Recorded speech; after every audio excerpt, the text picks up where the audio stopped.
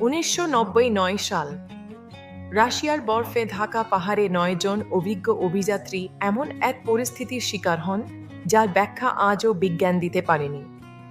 কি ঘটেছিল সেই রাতে?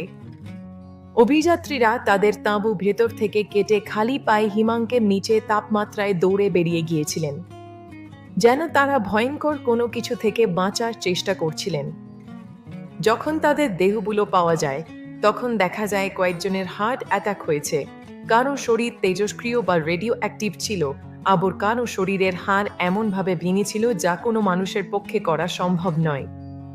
কেউ বলেন এটা ছিল কোনো গোপন সামরিক পরীক্ষা, কেউ বলেন এলিয়েনের আক্রমণ, আবার অনেকে মনে করেন এটি ছিল কোনো বিশেষ প্রাকৃতিক আওয়াজ বা ইনফ্রাসোন্ড যা মানুষকে পাগল করে দিয়েছিল।